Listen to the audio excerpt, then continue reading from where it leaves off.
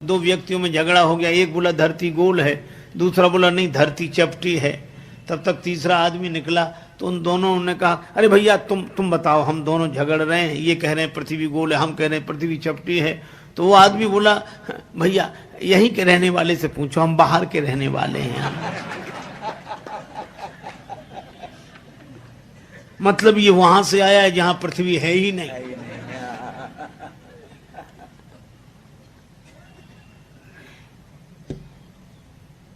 श्रीमद् भागवत में कथा है, भगवान जब प्रकट हो रहे थे माता के गर्भ में थे तो उनकी गर्भ स्तुति हुई। तो एक संत ने कहा कि भगवान गर्भ में आए तो देवता उनकी स्तुति करने लगे।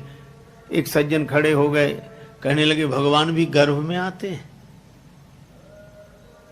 अब उसको आपत्ति है, भगवान और गर्भ में आ जाएं तो फिर हम में और भगवान में अंतर क्या है। तो उसने कहा भगवान भी गर्भ में आते हैं। तो कथा कहने वाले महात्मा कुछ कहते, इसके पूर्व ही एक महापुरुष वहां विराजमान थे, उन्होंने उसी से प्रति प्रश्न किया। उसने कहा क्या भगवान गर्भ में आते हैं। तो महात्मा उससे पूछने लगे क्या भगवान गर्भ में नहीं है, क्योंकि एक और तो तुम कहते हो कि भगवान कण कण में ईशावास्यमिदं सर्वम यत्किंच जगत्याम जगत, ईश इदम सर्वम ईश आवास्य, सब जगह ईश्वर। जब सब जगह है तो सब जगह से माता का गर्भ बाहर है।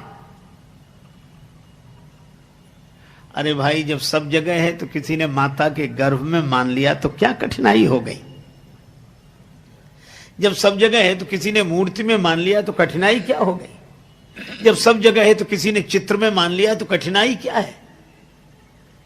अद्भुत हमारी व्यापकता की सोच है। हम परमात्मा को सर्वव्यापी तो मानते हैं, पर मूर्ति में नहीं मानते, चित्र में नहीं मानते, और परमात्मा सर्वव्यापक है। इतनी सुंदर बात कही कि सर्वव्यापक को किसी ने कहीं भी मान लिया क्या फर्क पड़ता है, वह तो है ही। चाहे मंदिर में, मूर्ति में, कैलेंडर में, आपका जहां मन करे वहां मान लो, पर अपने ढंग से मान लो, अपने हिसाब से। अब मीराबाई ने भगवान का एक नाम चुना, मीरा के प्रभु गिरधर नागर, यही नाम, मीरा के प्रभु गिरधर नागर। और सूरदास जी, जय मीरा के गिरधर नागर, सूरदास के श्याम, नरसी के प्रभु साह संवरिया, तुलसीदास के राम। कितने भगवान हो गए। मीराबाई के तो गिरधर नागर, सूरदास जी के श्याम, और नरसिंह जी के सांवल शाह, और तुलसीदास जी के राम। अरे भाई एक बार एक सज्जन बोले कि श्री कबीरदास जी ने तो 4 राम बताए अलग अलग। हम लोग 4 कैसे। का एक राम दशरथ का बेटा, एक राम घट घट में लेटा, एक राम का सकल पसारा, एक राम सब घट से न्यारा। हमने कहा कबीरदास जी ने 4 कहा, एक ही तो कहे। आप विचार करो, एक राम दशरथ का बेटा, एक राम घट घट में बैठा, और एक राम का सकल पसारा, एक राम सब घट से न्यारा। राम तो एक ही है, राम अलग अलग कहा। बोले ऐसे तो हमने सोचा ही नहीं। तो हमने कहा ऐसे कहा करो कि वही राम दशरथ का बेटा, वही राम घट घट में बैठा, उसी राम का सकल पसारा, वही राम है सबसे न्यारा। इसलिए भगवान के जितने रूप हैं भक्तों ने बनाए। नरसिंह जी तो अपनी कुटिया में श्री कृष्ण गोविंद हरे मुरारे, हे नाथ नारायण वासुदेवा, श्री कृष्ण गोविंद।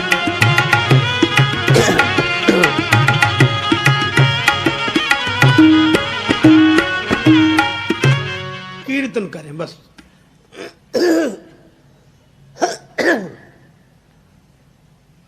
अब ऐसे के पास रहे कौन?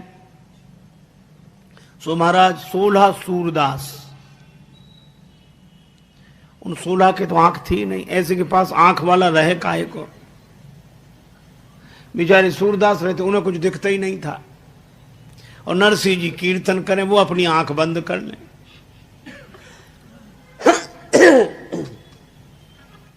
भंडारे के लिए उधार सामग्री ले आवे, बस जब हो जाए तब दे दें। एक बार उस बस्ती में कुछ संत लोग आए। संतों ने पूछा कि भाई हमें द्वारिका जाना है, पैसा हमारे पास है, यहां किसी के पास हम पैसा जमा कर दें, द्वारिका में कारोबार हो तो हुंडी का कागज लिख कर दे दें तो हमें ये धन साथ नहीं ले जाना पड़ेगा। गांव के लोग बड़े जलते थे नरसिंह जी से। कहा कि महाराज सेठ तो एक ही है यहां, पर बहुत ऐसे रहता है दीनहीन भाव से, आप पीछे पड़ जाना, द्वारिका में बड़ा कारोबार है उसका, वो लिख सकता है हुंडी, और तो गांव में कोई है ही नहीं। संतों ने कहा चलो। नरसिंह जी श्री कृष्ण गोविंद हरे मुरारे, हे नाथ नारायण वासुदेव, और संत आए। अरे जय हो सेठ जी, हमारा भी उद्धार करो। नरसिंह जी कांप गए, हम कब से उद्धार करने लगे? हम तो कीर्तन करते हैं। सेठ बोले कि हम द्वारिका जा रहे हैं, हमारा पैसा जमा करो और हुंडी लिख कर दो। नरसिंह जी ने कहा कि महाराज मैं तो दीनहीन हूं, मैं तो खुद उधार ला ला के भंडारा करता हूं, ऐसे ही हम तो कीर्तन करने वाले हैं, गरीब आदमी हमारे पास को। संत बोले गांव वालों ने पहले ही कहा था वो ऐसे ही बोलेगा।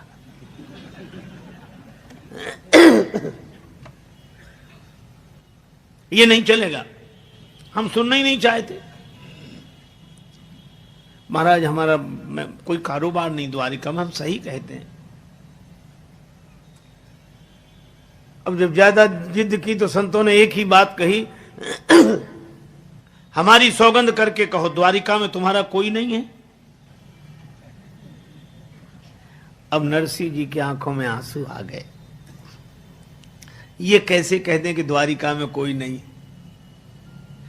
द्वारिका में ही तो कोई है जिससे हमारा नाता है। नरसिंह जी चुप हुए। संतों ने कहा तुम लिखो हुंडी। नरसिंह जी ने भी सोचा कि भगवान ने भेज दिया तो लिखा ही देते। लाओ पैसा ले लिया, हुंडी लिख दी। लिखें किसके नाम? तो झूठ ऐसे ही नाम भगवान का मना के सांवल शाह फर्म मिलेगी, सांवल शाह है वहां ये कागज दिखाना, तुम्हें रुपए मिल जाएंगे, जाओ।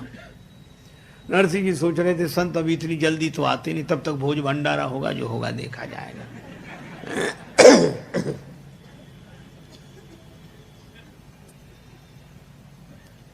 खूब भंडारा हुआ, कीर्तन हुआ। संत पहुंचे द्वारिका, वहां कोई मिले ही नहीं इस नाम का। शहर में ढूंढते ढूंढते परेशान हो गए। तब बड़े नाराज होकर समुद्र किनारे जाके बैठे। ठग लिया। दूसरे बोले वो तो पहले ही मना कर रहे थे कि हमारा कोई, तुम ही पीछे पड़ गए। अरे तो उसे बताना तो चाहिए। अरे वो बता तो रहा था, तुमने सुना कब उसकी बात?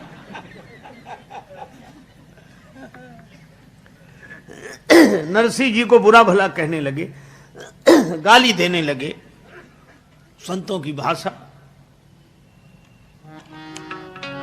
बैठ सिंधु तट संत जन भरने लगे जो आह, तब तक प्रभु जी प्रगट भे बन के सांवल साह।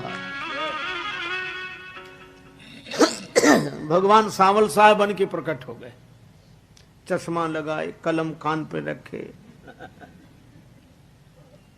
पगड़ी बांधे, पूरा पोशाक। अरे भैया जूनागढ़ से कौन आए? नरसिंह जी का नाम कौन ले रहे हैं? कौन ले रहे हैं भैया? कौन कौन? अब संतों ने सुना कि कोई अपनी बारे में पूछ रहा है। संतों, अरे भैया आओ आओ आओ, आप भले आ गए हो। मेरा नाम सांवल शाह है, तुम मैं यहां से बहुत दूर रहता हूं, इसलिए कल मिल नहीं पाया। लाओ हुंडी दो। संतों ने कहा जल्दी दो। हुंडी दी। रुपया मिल गया।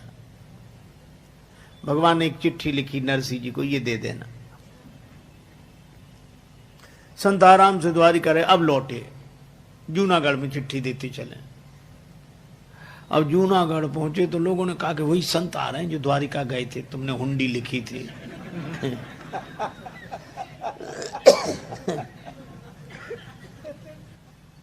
बेचारे नरसिंह जी कुटिया के भीतर घुस गए। अब संत कहे बाहर तो निकलो भाई, बाहर तो आओ। अब भीतर से कहे महाराज क्षमा करो, और क्या बताएं, आप ही नहीं माने, हम तो बहुत मना किया कि हमारा कोई नहीं, और आप ही नहीं माने। बोले ये सब बाद में, पहले बाहर निकलो। नरसिंह जी बेचारे किसी तरह कांपते हुए आए, सिर झुकाए, हाथ जोड़े खड़े। संतों ने कहा कि देखो कितना बड़ा कारोबार और विनम्रता कितनी। अब नरसिंह जी को लगे कि व्यंग कर रहे हैं। महाराज अब हमसे तो जो हुआ सो गलती हुई सो हुई। अरे नहीं काहे की गलती है। संतों ने कहा सचमुच हम व्यंग नहीं कर रहे, ये चिट्ठी पढ़, हमें सामल शाह ने दी। नरसिंह जी ने वो चिट्ठी पढ़ी, उसमें लिखा था, सिद्ध श्री जूनागढ़ के भक्त राज नरसिंह को कहियो हमारी जाए जय नरसिंह की है। संतन के बहाने मोह सेवा को अवसर दियो। चिट्ठी लिख भेजी, बात यह नीकी है। बार बार संतन के संदेशे तो भेजत मोह, आप नहीं आवत बात यह फीकी है। और जान के मुनीम फेर याद करना हमें, काम काज लिखना ये दुकान आप ही की है।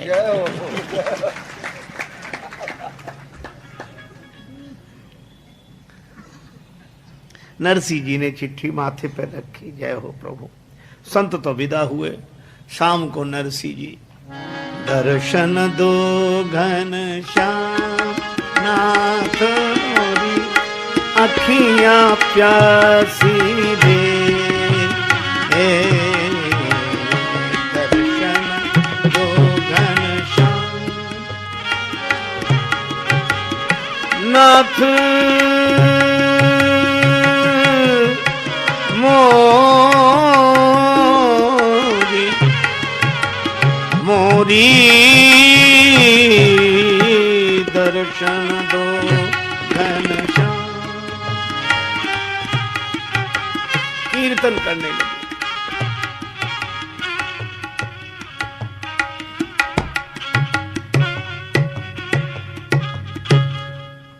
भगवान प्रकट हो गए। नरसिंह जी चरणों, प्रभु बड़ी कृपा, आपने हमारी बात रख ली, आपकी बड़ी कृपा। भगवान हंसकर बोले कृपा तो तुम्हारी है। नरसिंह जी बोले हमारी काहे कृपा। भगवान बोले हम जब से जन्म लेकर आए सबने हमें चोर कहा, सबने, माखन चोर, चीर चोर, चित चोर। लेकिन आपने बड़ी कृपा की। क्या? बोले चोर को साहे तो बना दिया। तो नरसिंह जी के भगवान का नाम सामल शाह, अलग नाम है। गिरधर नागर, कहीं नाम न मिले, मीरा के प्रभु गिरधर नागर। तो भक्त लोग अपनी भावना के अनुसार भगवान को अपना बनाते हैं। देखो आस्तिकता और भक्ति में यही अंतर है। जैसे किसी के पास आटा रखा हो, आटा खूब भंडार भरा हो आटे का, और आटे की रोटी बनती है, लेकिन पेट आटे से नहीं भरता, रोटी से भरता है। तो आटा अपने पास है, ये आस्तिकता है। परमात्मा है, हम मानते, परमात्मा है, मानते, पर भक्ति है उस आटे की रोटी बना लेना। देखो भगवान का पता प्राप्ति नहीं है। भगवान कहां, किसी से पूछो कोई बता देगा। भगवान कहां? सब जगह, तुम्हारे हमारे भीतर, सब जगह, सब जगह वही है। और ऐसा विश्वास कर लेना यह आस्तिकता है, पता प्राप्ति नहीं है। हरि व्यापक सर्वत्र समाना ये पता लगा है, पर प्राप्त करने के लिए प्रेम ते प्रगट हो ही मैं जाना। भगवान को जब एक नाम लेकर, एक रूप लेकर हम अपनी